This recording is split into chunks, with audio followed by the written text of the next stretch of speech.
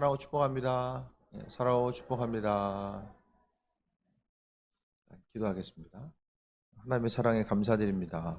예배 자리로 불러주셨사오니 은혜도 해주시고 내 마음속에 주님의 말씀이 새겨지게 하시고 새겨진 말씀 가지고 또 한 주간 승리하는 삶으로 인도하여 주옵소서.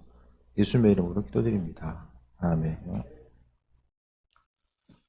5월은 이제 가정의 달입니다. 가정의 달을 통해서 주변 사람들을 좀 돌아보고 가족 공동체 한 사람 한 사람을 돌아봐야 되는 순간이 이제 5월이고요. 무엇보다도 또 믿지 않는 가족들에게 또 관심을 기울여야 되는 순간이 또 5월이 아닐까 생각하게 됩니다. 항상 시간이 빠르게 지나가기 때문에 우리는 하나님 말씀을 또 받아들이고 전하는 데 있어서 그래도 조금 더 우리가 마음에 좀 긴장감을 가지고 살아가야 되지 않을까라는 생각도 해보게 됩니다.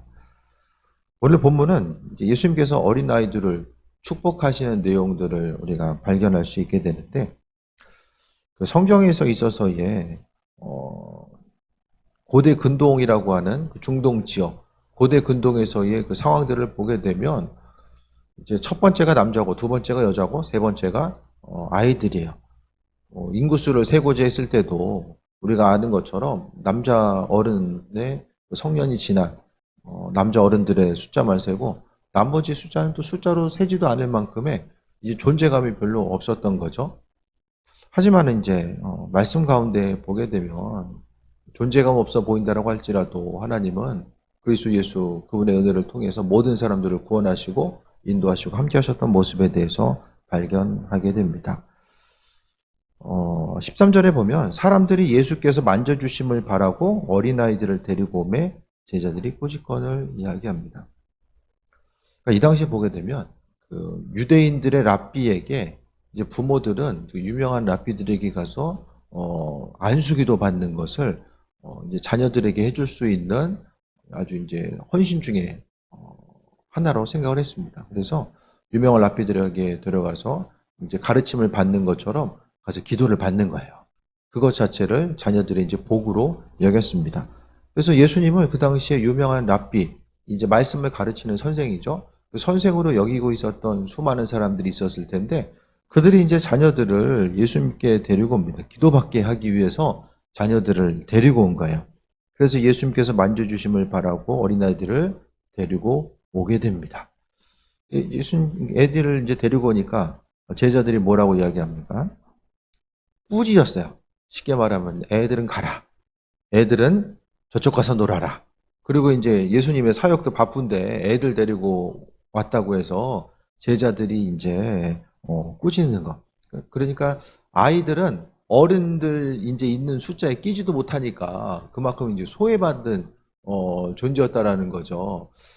그런데 그 어른들의 모임에 아이들이 끼는 것이 있을 수가 없는데 이제 어른들이 모였는데 아이들을 데리고 오니까 이제 바쁘고 분주한 가운데 아이들을 데리고 오니까 이제 꾸짖었다라고 이야기하고 있습니다. 그러니까 제자들의 어떤 성격이 이상하거나 상황이 제자들의 어떤 인격적인 부분이 이제 온전치 못해서가 아니라 이 당시의 배경과 상황 자체가 아이들을 온전히 대우하지 않는 이런 상황들이었었기 때문에 이런 행동을 보인 것으로 또 오늘 성경은 기록하고 있습니다.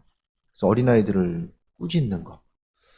이랬을 때 만약에 예수님께서도 예수님이 만약에 제자들이 꾸짖는 것을 보고 나서 야, 저기 애들 더 있으니까 쟤네들도 좀 다른 데로 보내라. 이렇게 얘기했으면 이제 교회 가운데 신앙 공동체 가운데 이제 애들의 존재감은 없는 거예요. 그런데 예수님께서는 아이들을 꾸짖는 꾸짖는 것에 대해서 14절 통해 뭐라고 말씀하시냐면 예수께서 보시고 노하여 이르시되 주님이 화가 났어요. 성경에서 예수님이 제자들을 향해서 화내시는 장면이 많지 않아요. 그냥 믿음이 없는 제자들에게 내가 언제까지 참겠느냐 너희들 그렇게 배우고 함께 했는데도 왜 이렇게 믿음이 없냐 그것에 대해서 책망하셨지만은 오늘 본문 가운데 예수께서 보시고 노하셨다라고 말씀합니다. 사람들이 아이들을 데리고 온 것에 대해서 제자들이 꾸짖으니까 그 제자들을 향해서 노해서 화를 내신 거예요. 이렇게 성경은 많은 부분 이렇게 원문이 있잖아요. 성경에 있어서 구약 성경은 이제 히브리어고 신약 성경은 헬라어. 헬라어가 이제 그리스어잖아요. 히브리어 헬라어를 이제 번역함에 있어서 조금 이제 좀 부드럽게 번역을 하는 데 있어서 이 번역하는 데서 좀 부드럽게 해석한 부분이 있어요. 그래서 예수님께서 노하셨다라고 이야기하는 것은 예수님이 화를 표출하심에 있어서 최대한 이 절제되면서도 예수님의 감정을 강력하게 표출하신 내용인 거예요. 그 제자들 향해서 아주 꾸짖는 것을 넘어서서 이제 화를 내신 것으로 보여지게 됩니다. 근데 이렇게 화내시는 부분이 여기밖에 없어요. 아이들을 내쫓고자 했었던 그 제자들을 꾸짖는 것. 이것이 이제 예수님이 제자들 향해서 화를 냈었던 아주 가장 강력한 부분. 많지도 않은데 그 부분 중에 이제 가장 강하게 이제 화를 표출하신 부분이 이제 제자들을 향해서 말하는 거예요. 오늘 본문의 내용입니다. 이 당시에 보면 애들이 오는 거, 아니 애들 올 수도 있지 왜 막았을까라는 생각을 하게 되는데, 제가 언젠가 몇 번 말씀드렸을 거예요. 우리나라도 체면 문화가 되게 중요하잖아요. 체면을 중시하는데 고대 근동은 더 중요해요. 더 체면 문화가 더 중요해요. 그래서 아이들의 존재는 집안에 있어서의 비밀을 발설하는 존재. 우리 식구들의 그 체면을 깎일 만한 일들을 우리 식구만 알고 있어야 되는데 애들이 나가가지고 이제 다 얘기하는 거예요. 우리 부모님 밤새 싸웠대더라. 뭐 이런저런 상황들이 다 애들이 가서 이야기하니까 애들의 존재는 집안에 있는 비밀이라든지 이런 것들을 이제 나아가서 떠벌리는 존재. 이런 존재로서 이제 물론 가정 내에서 이제 소중한 존재이긴 하지만 이제 사람들 보기에 인식 자체가 그랬다는 거죠. 또 한 가지는 아이들은 율법을 지킵니까? 안 지킵니까? 애들 율법 지키고 어떻게 살아요? 아이들이. 자기 한번 간수하기도 힘든데. 그러니까 조금 율법으로부터는 좀 벗어나 있는 존재. 이렇게 이제 인식이 되었던 거죠. 그래서 아이들이 나아가서 예를 들어서 아이들이 다른 데 가지고 어른들 모임 있는데 같이 이제 뭐 이야기하거나 그러고 있으면은 우리 집에 있는 이야기들이 이제 밖으로 새 나갈 수도 있어. 이런 면 때문에 아이들이 온전하게 이제 대우받지 못한 면들이 있었던 거예요. 근데 예수님께서는 제자들 향해서 보시고 노하에서 이르시되 어린아이들이 내게 오는 것을 용납하고 금하지 말라라고 합니다. 아이들이 오는 것을 금하지 말래요. 그러니까 예수님께서는 아이들에 대해서 아이들을 대함에 있어서 또 사랑으로 대하시고 인도하시고 함께 하셨는데 용납하고 금하지 말라. 이제 강조하면서 말씀하고 있어요. 막지 말라는 것은 용납하고 금하지 말라는 것으로서 강조하고 계시고 그러시면서 하나님 나라가 이런 자의 것이니라라고 합니다. 아이들이 여러분이 생각하는 아이들은 어떻습니까? 양면성이 있죠. 이쁘고 귀하지만은 말을 안 들어. 그렇죠? 이 두 가지 양면성이 있잖아요. 그런데 예수님께서 오늘 말씀하신 아이들의 면은 뭐냐면은 물론 아이들이 마음에 그래도 순수함이 있고 또 여러 가지 이제 선한 면이 있는데 아이들이 이제 원래 선하고 착하다. 그것 때문에 예수님께서 말씀하신 것이 아니라 가정 내에서의 모습을 보면은 여러분 옛날에 정말 이제 먹고 살기 힘들 때는 좀 안 그랬겠지만은 지금 이 시대를 살아감에 있어서 자녀들은 부모님이 먹고 입는 것들은 반드시 책임진다라는 이런 생각이 있잖아요. 물론 어렸을 때도 이제 다 예전에도 마찬가지겠지만은 아침에 일어나서 부모님이 학교를 보내줄까 안 보내줄까, 오늘 밥을 밤에 잠자리에 들면서 내 부모님이 밥을 주실까 안 주실까, 그것에 대해서 근심 걱정하면서 잠드는 아이들이 요즘에 있을지 모르겠지만은 어쨌든 이 어린아이와 같이 아니하면은 하나님 나라에 들어가지 못한다라는 것의 핵심적인 것은 아이들은 부모를 향한 믿음이 있어요. 내 사정과 형편을 부모가 알고 있고 부모님은 항상 나를 도와줄 것이다라고 하는 거, 또 내 사정과 형편을 알고 내 필요를 채워줄 것에 대해서 부모를 향해서 이 소망하는 마음들이 분명하게 있잖아요. 그러니까 오늘 본문 가운데 제자들에게 예수님께서 요구하시는 것 자체는 어떤 다른 것이 아니라 아이들에게 이제 비유를 통해서 말씀하시는 내용들은 믿음이에요, 믿음. 부모를 향한 믿음. 하나님 아버지를 향한 절대적인 믿음이 있는 이들이 하나님 나라의 합한 자라는 것을 이야기하고 있고, 또 어린아이를 비유로서 예수님께서 어린아이를 세우시고 말씀하시는 내용의 핵심은 어린 아이와 같이 되어야 된다는 것은 아이들이 부모의 말씀에 순종하고 움직이고 반응하고 또 의지하는 것과 마찬가지로 자녀들의 삶의 모습 자체가 어떠해야 되는가. 마찬가지로 우리가 그 신앙인으로서 하나님 아버지를 바라봐야 된다는 것에 대해서 또 말씀하고 있습니다. 그러면서 하나님 나라가 이제 이런 자의 것이다. 하나님 나라는 이런 자의 것이다. 우리가 자녀들을 양육할 때도 마찬가지고 우리의 삶의 모습 자체도 다 마찬가지입니다. 하나님 마음에 합한 자로서의 삶을 살아감에 있어서 잊지 말아야 될 것은 부모가 자녀들을 위해서 해줄 수 있는 것은 최고의 헌신은 신앙의 모범을 보이는 것과 기도해 주는 거죠. 자녀들을 위해서 기도해 주는 거.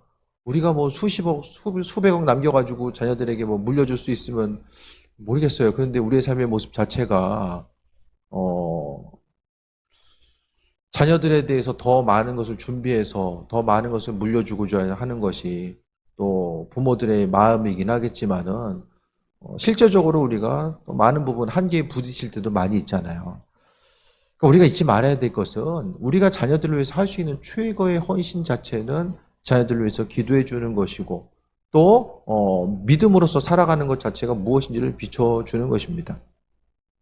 세상 가운데 우리가 살아가다 보면 이 신앙으로서 자녀들을 양육하고 우리가 삶을 살아가는 것이 중요한 이유가 뭐냐면은 인생을 살아가다 보면 이 많은 경우에서 자존감이 낮아지는 경우들이 상당히 많이 있거든요. 스스로 어떤 그 학습 능력이라든지 또 외적인 외모 또 상대적으로 이제 주변 사람들과의 어떤 관계성 가운데서 바라봤을 때에 식구들도 이제 형제들끼리 이제 있다 보면은 뭐 잘하는 형제가 있고 뭐 그렇지 못한 형제가 있잖아요. 그러면은 이제 가정대에서 항상 비교당하고 주눅들고 살아갈 수도 있고 또 학교에서나 또 사회생활 하면서도 마찬가지입니다. 어떤 그 허들이 있고 어떤 그 넘어가야 될 장애물이 있는데 이 장애물에 대해서 그 넘어감에 있어서 누구는 그냥 금방 넘어가는데 또 어떤 누구는 그 장애물을 넘어가는 것 자체가 이제 시간이 걸리고 힘든 거예요. 남들은 한 번에 싹 넘어가는데 누구는 두 번, 세 번 해도 잘 안 되는 경우가 생기는 거죠. 그럴 때마다 이제 사람들은 마음속에 이제 자존감이 많은 부분 상실돼요. 이것을 반드시 이거 이제 해야 되는데, 이거 하는 게 맞는데, 다른 사람들은 다 잘하는데, 난 왜 그럴까? 이런 자존감의 상실 문제가 나타나게 됩니다. 이 자존감의 상실이 되면은 인격적으로도 이제 어려움을 경험하게 되고, 또 이 자존감의 상실은 인생으로 하여금 기쁘고 행복한 삶을 살기보다는 항상 주변 사람들을 의식하고 주눅들고, 인생을 그렇게 살다 보면은 비교의식 속에서 나 자신을 더욱더 채찍질해야 되고, 인생을 살아감에 있어서 마땅히 누려야 될 부분들을 누리지 못하고 살아가는 경우들이 너무나 많이 있습니다. 그러니까 마음에 여유가 없고 항상 쫓기는 것처럼 살아가게 되는 이 자존감의 상실 문제가 상당히 중요합니다. 그래서 여러분도 삶을 살아 인생의 자존감, 또 신앙인으로서의 신앙의 자존감, 이 코로나 사태로 인해서 신앙인들이 여러 가지 주눅들고 세상 가운데 내가 잘못한 것도 아닌데 괜히 또 옆 사람 이제 신앙인들이 이제 욕 먹고 있으니까 같이 욕 먹어야 되고 이런 것들 때문에 신앙의 자존감 문제가 흔들릴 때가 많이 있거든요. 근데 중요한 것은 우리가 반드시 잊지 말아야 될 것은 신앙의 자존감 뿐만 아니라 자녀들이 성장해 나아감에 있어서 주눅들고 자존감 떨어지고 살아가는 거 원치 않잖아요. 세상 사람들은 내 스스로의 방법 가지고 모든 것을 해야 되고 내가 능력이 있으면 헤쳐나가고 능력이 없으면 나는 능력이 안 되기 때문에 안 되는구나. 이런 것에 대해서 자존감에 상실될 이런 위험성이 있는데 하지만 우리의 삶의 순간순간마다 잊지 말아야 될 것은 하나님과의 관계성 가운데 온전히 하나님과의 관계성이 잘 형성되어 있는 사람들, 아이들은 나 자신이 힘들고 어려워도 내가 이것을 넘어가지 못하기 때문에 스스로의 능력에 대해서 생각하고 자존감이 상실되는 것이 아니라 하나님의 선하신 때, 왜냐하면은 이 장애물을 넘는 것은 내가 날마다 나 혼자만의 방법으로 힘쓰고 노력해서 넘는 것이 아니라 하나님께서 내 삶의 주인 되셔서 이끄시고 인도하신다는 것을 기억하는 사람들은 물론 최선을 다하겠지만은 그 일들을 이루실 하나님의 때에 대해서 아울러서 생각하게 됩니다. 내가 능력이 없어가지고 못 넘는 것이 아니라 하나님은 분명히 그분의 계획하신 가운데 우리의 삶을 다루신다라는 것, 나의 삶을 다루신다라는 그것에 대한 소망함. 아주 쉽게 말씀드리면 또 하나의 믿을 곳이 있는 거예요. 믿을 곳이 없으면은 항상 내가 해결해야 되고 나를 도와줄 수 있는 주변에 누군가가 있으면 괜찮지만 없으면은 그 없는 것 때문에 더 상실감 가운데 나아가게 됩니다. 나도 못하는데 주변에 도와줄 사람도 없고 주변에 있는 사람이 나를 도와줄 수 없으니까 상실감이 더해지는 거예요. 그게 아니라 하나님과의 관계성 가운데 믿음으로 양육하고 기도로서 양육한 자녀들은 마음속에 내가 혼자 스스로의 방법이 아니라 분명히 나를 세우시고 인도하신 것은 그분이 행하신다는 거예요. 개미가 과자 하나 움직이는 거 그냥 몇 시간 움직여야 될 거예요. 사람이 그냥 옆에 있는 거 살짝 움직이면 금방 하잖아요. 사람이 스스로 없는 길 계속해서 만들어가고 땅도 사야 되고 거기다가 이제 나무도 뽑아내야 되고 포장도 해야 되고 일일이 다 하는 거 하다가 힘드니까 지치고 상실감 가지고 벽에 걸려 넘어지고 이 마음의 자존감의 문제는 하나님과의 관계성 가운데 반드시 해결받아야 됩니다. 그래서 스스로의 삶의 여정 가운데 인생을 살다 보면 나보다 훨씬 더 잘하는 사람, 탁월한 능력을 가지고 있는 사람, 더 많은 배경과 지식을 가지고 있는 사람들 많이 있잖아요. 그 가운데서 상실감 가운데 살지 않기 위해서는 믿음의 자존감, 그 은혜 가운데 자존감 가운데 나아가야 됩니다. 항상 어디서 무엇을 하는지가 하나님의 때를 기다리는 거예요. 제가 개척 목회를 하면서도 이런 자존감의 문제는 흔들린 적이 한 번도 없었거든요. 교인이 많으나 적으나 자존감의 문제가 흔들렸던 적은 없어요. 왜 그러냐면은 하나님이 이루신다라는 소망함 자체가 있었기 때문에 자존감의 문제가 흔들리지 않았어요. 그래서 목회가 힘들고 어려울 때도 힘들고 어렵기 때문에 누구와 뭐 다른 교회나 뭐 다른 누군가에게 어렵기 때문에 좀 도와달라는 얘기를 하지 않았던 것 자체는 항상 하나님께서 주인 되셔서 그분이 공급하시고 때를 따라 함께 하신다라는 그 자존감의 문제, 신앙의 자존감의 문제가 온전히 서 있었기 때문에 지난날의 순간순간을 또 버티고 또 감사하면서 올 수 있었던 거죠. 그러니까 여러분의 삶의 여정 가운데 마찬가지입니다. 자녀들이 누군가는 다 약점이 있거든요. 강점이 있지만 약점이 있어요. 그 약점의 문제가 이 자존감의 문제와 연결되어서 그것 때문에 계속해서 낮아지게 되면 자녀들 행복한 삶을 살 수도 없고 여러분도 마찬가지입니다. 내 인생에 지금 무너진 자존감이 있다라고 한다면 이게 하나님과의 관계성 가운데 그 부분이 해결이 안 되면 항상 하나님 이용하려고 해요. 내 무너진 자존감을 높이기 위해서 하나님 이용하려고 합니다. 하지만 주께 감사하고 아버지께서 주인 되심에 대해서 인정하는 사람은 내 삶의 주인 하나님이니까 그분이 일하신다는 소망함을 갖게 돼요.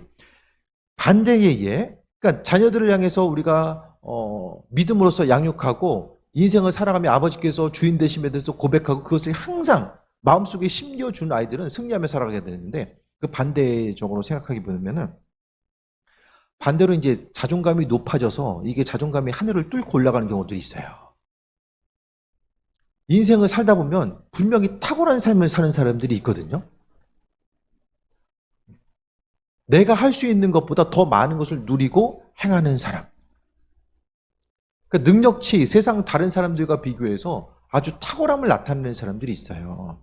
그 탁월함 자체가 어떤 스스로 내가 노력했기 때문에 또 누군가에 의해서 물려받거나 주어졌기 때문에 환경 자체가 출발점이 다른 경우도 있고 여러 가지 면에 있어서 어떤 그 사회적인 레벨 자체도 분명히 위로 올라갈 수 있는 순간이 있어요.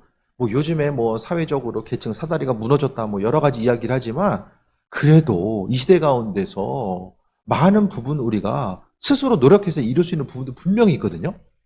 스스로 힘쓰고 노력해서 우리가 어떤 사회적으로 또 경제적으로 어떤 위치 이상을 올라갔을 때에 사람은 반드시 교만함의 문제가 생길 수밖에 없어요.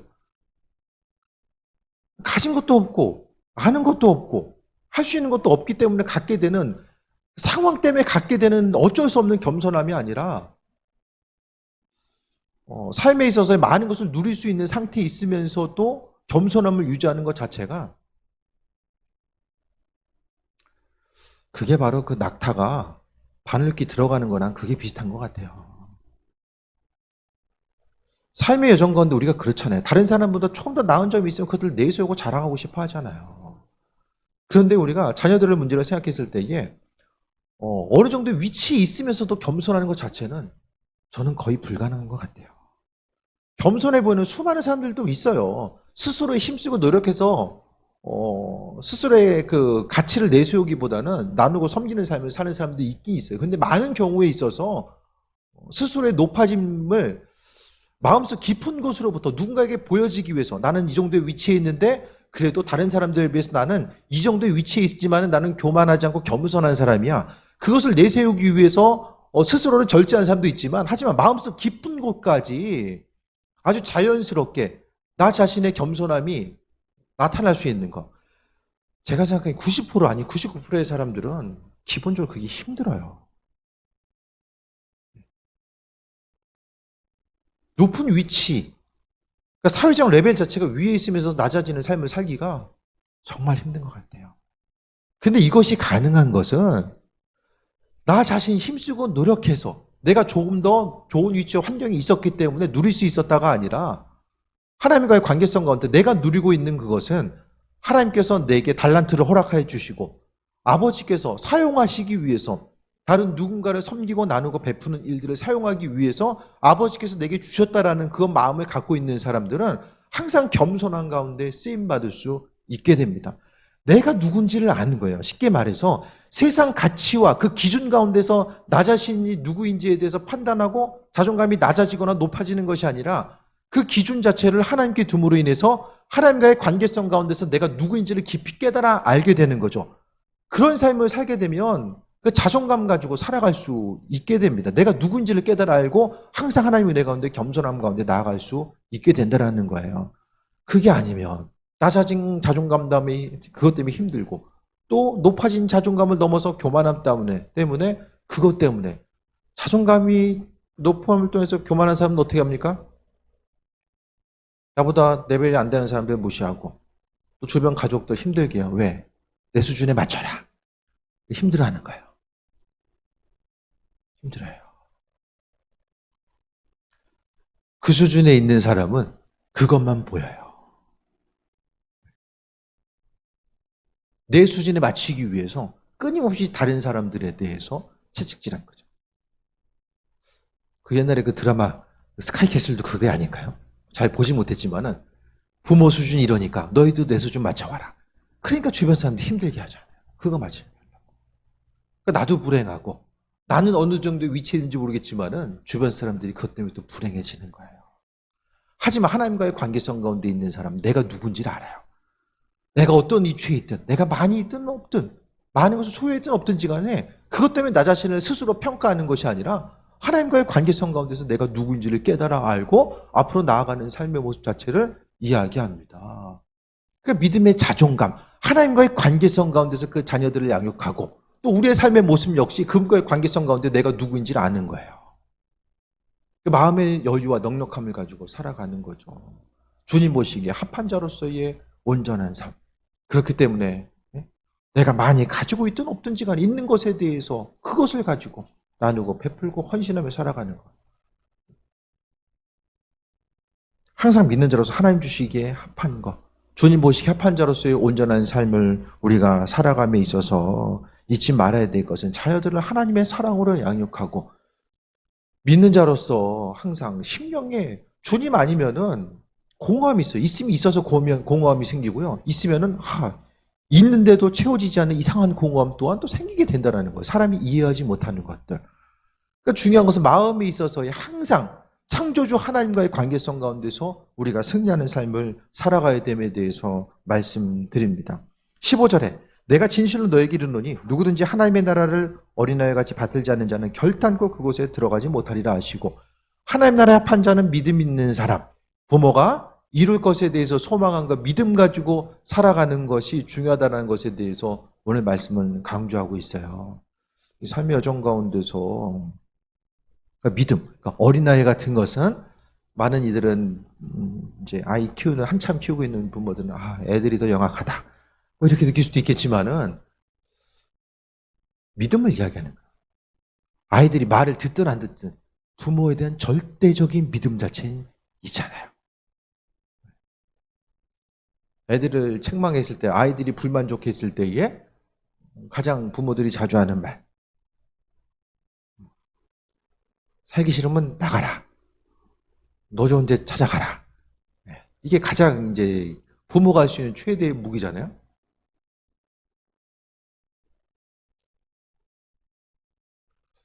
사모님, 교수님은 아이들이 어린데 얘기했더니 택시 타고 할머니를 갔대요. 택시 타고 할머니네 가서 택시비 받아가지고 이제 지불해주고. 물론 애들은 좀 옛날하고는 좀 많이 달라진 것 같긴 해요. 이제 갈 데가 이제 좀 있으면 이제 그렇게 가겠지만은 갈 데가 없잖아요. 그래서 아이들한테도 이제 뭐 가끔 불만족을 이야기하면은 빨리 나가라. 이제 저도 이제 가끔 이야기하죠. 근데 중요한 것은 그래도 아이들도 마땅히 갈 데가 없잖아요. 그러니까 집에 있는 동안에는 그래도 듣기 싫어도 다 들어야, 얘기 들어야 되고 어쩔 수 없이 이제 그 해야 되는 부분 이제 머리가 좀 성장하면서 이제 갈 곳 생기면은 나가면 되지 하고 이제 나가잖아요. 어렸을 때 어린아이는 나갈 수가 없어. 예? 나가봤자 부모처럼 잘해주는 데가 어디 있어요. 그걸 이야기하는 거예요. 우리에게 있어서 하나님 외에 의지하는 다른 것들, 다른 찬스, 다른 어떤 것이 무엇이 있는가? 퇴로가 막혀 있는 사람들이 주님 의지합니다. 기도하다가도 문제 생기면 내가 이 방법대로 이렇게 하면 되지. 계속 그렇게 하다 보면 하나님께서는 주변의 모든 상황들이 이제 단절되는 경우들이 생겨요. 사방이 막혀 있기 때문에 뚫린 데는 하늘밖에 없기 때문에 하늘을 바라볼 수 없는 환경을 하나님께서 만드실 때도 있다는 거예요. 그래서 삶의 터전이 계속해서 흔들려. 아니 여기 흔들리다가 여기 흔들리고 계속해서 흔들리고 있으면은 하늘을 바라봐야 돼요. 우리가 하늘을 바라봐야 돼요. 옆에 있는 꽉 막힌 데 계속 바라보면서 한숨 짓지 마시고 하늘을 바라봐야 됩니다. 그래서 우리가 하나님 외에는 의지할 곳이 없는 거. 자녀들을 양육할 때도 마찬가지입니다. 어떻게 하면 조금이라도 더 좋은 여건 가운데 환경을 물려줄 수 있을까? 어떻게 하면 더 많은 것을 제공하고 많은 것을 남겨서 아이들에게 줄 수 있을까? 내가 주려고 하지 마시고 하나님으로부터 직접 자녀들이 받을 수 있는 이런 방법들을 어떻게 받고 아버지 것을 어떻게 누릴 수 있는지를 그 방법을 가르쳐 줘야 돼요. 삶을 살아가며 있어서 인생을 스스로의 방법 가지고 어떻게 살아가는 그것보다는 하나님의 방법대로. 이스라엘 민족이 홍해 앞에서 하나님께서 홍해를 갈라주시고 마른 길 걸어가잖아요. 홍해 앞에서 이제부터 홍해 헤엄쳐서 건널 수 있는 사람은 건너고 안 하는 사람은 여기서 다 죽습니다. 이게 사람들의 방법이면은 하나님의 방법은 아버지의 방법대로 이끄시는 거예요. 자녀들을 볼 때마다 스스로 판단하고 아이들이 지금 이렇기 때문에 이 아이들의 한계는 이 정도고 내가 할 수 있는 부분은 뒷받침할 수 있는 부분은 여기까지니까 이 한계는 여기까지고 그렇게 하지 마시고 자녀들을 향해서도 연세 있는 분들도 이제 있잖아요. 근데 자녀들을 향해서도 나이가 많거나 적거나 자녀잖아요. 그 자녀들을 향해서 기도해주고 하나님의 방법대로 이끄시고 함께 하시는 것 인생의 힘든 길 이전보다는 앞으로의 삶의 모습이 더 희망차고 앞으로의 그런 분들 계세요 지금? 앞으로의 삶은 더욱더 살기 좋아질 거야. 이전보다는 더 아이들의 환경이 좋아지고 우리가 사는 미래는 지금보다 훨씬 더 밝아지고 삶이 편안해질 거야. 그런 생각하시는 분들 요즘 별로 없을 거예요. 점점 더 앞으로의 삶이 힘들 것이라고 이제 예상을 하면서 살아가잖아요. 숨 쉬는 거 힘들고 이제 질병의 문제 먹는 것도 점점 더 걱정해야 되잖아요. 옛날에는 뭐 마실 물 걱정했습니까? 숨 쉬는 거 걱정했습니까? 먹을 거 걱정했습니까? 삶의 순간순간마다 이 힘들고 어려운 시대에 스스로의 방법 가지고 헤쳐나가기엔 너무 힘든 시대가 돼버렸어요. 그렇기 때문에 하나님께서 행하실 것에 대한 소망함과 기대함 그것에 대해서 우리가 생각해 봐야 됩니다. 16절에 그 어린아이들을 안고 아이들을 안아주셨어요. 그리고 그 위에 안수하시고 축복해 주셨어요. 자녀들을 위해서 축복 기도하시기 바랍니다. 자녀들이 나이가 많든 적든 축복 기도하시기 바랍니다. 축복 기도. 이삭이 야곱과 에서를 축복 기도했을 때에 하나님의 능력이 부모의 축복 기도를 통해서 자녀들에게 임하게 되잖아요. 목회자가 축복 기도하는 것뿐만 아니라 자녀들을 위해서 축복 기도하는 것 자체가 이게 얼마나 큰 재산인지를 인식을 해야 됩니다.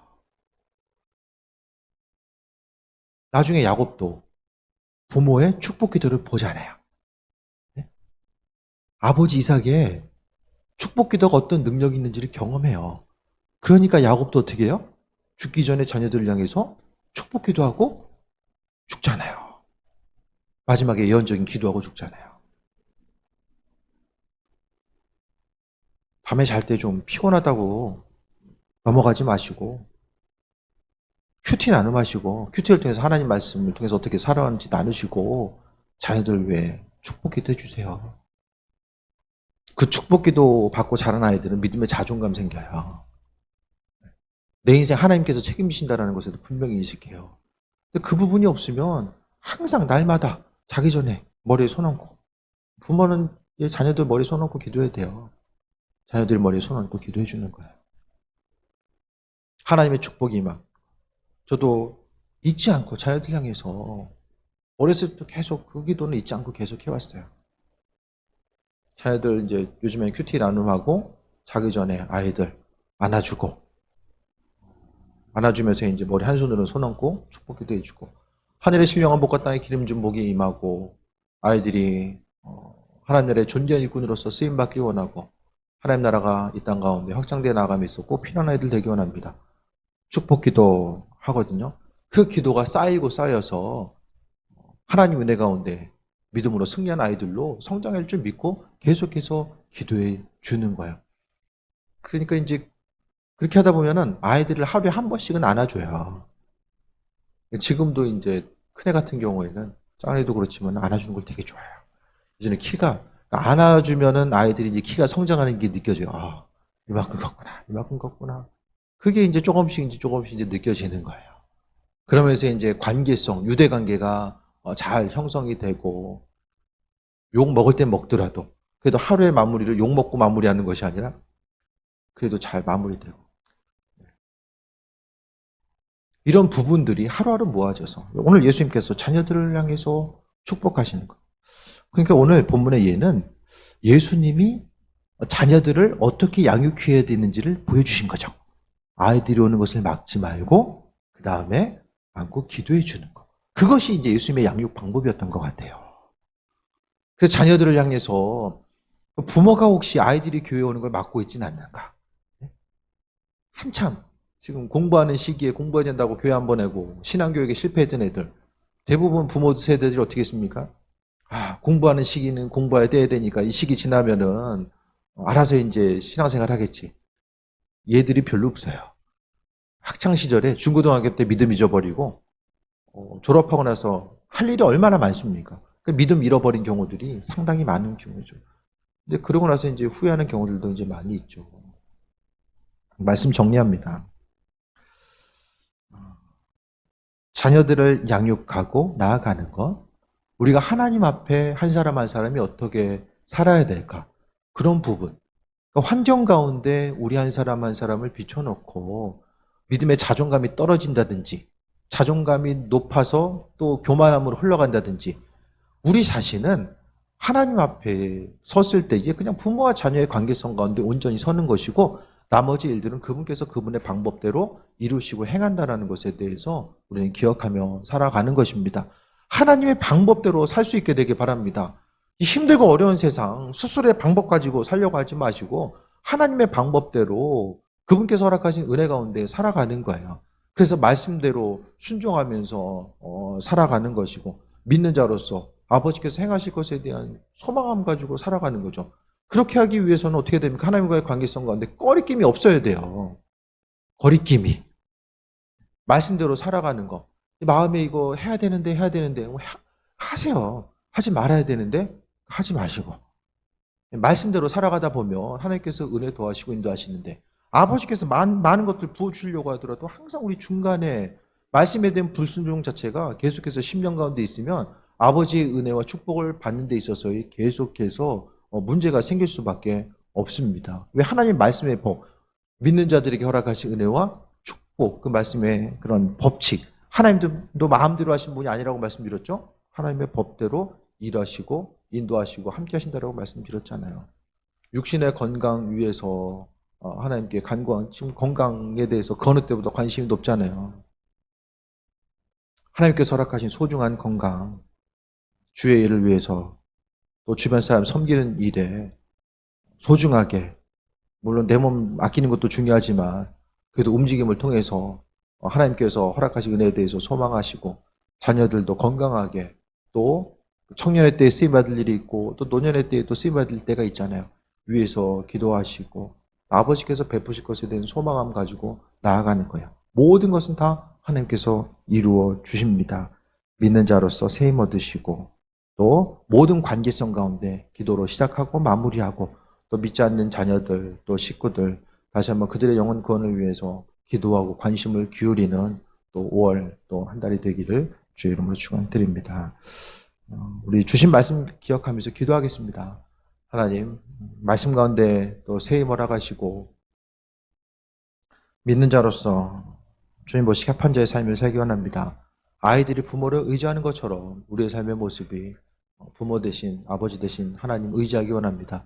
이 시간 우리가 잠시 함께 통성으로 기도합니다. 예배 자리로 부르시니 감사합니다. 우리의 삶을 통해서 영광 받으시고 아버지께서 주인 되심에 대한 기대함과 소망을 가지고 나아가기 원합니다. 주님께서 주인 되시니 주인의 방법대로 이루시고 우리의 삶을 책임져 주시며 주의 영광에서 쓰임받는 존귀한 일꾼들로 삼아 주옵소서. 주님만 신뢰하기 원합니다. 아버지, 주님의 뜻을 우리에게 날마다 비춰주옵소서. 예수님의 이름으로 기도드립니다. 아멘.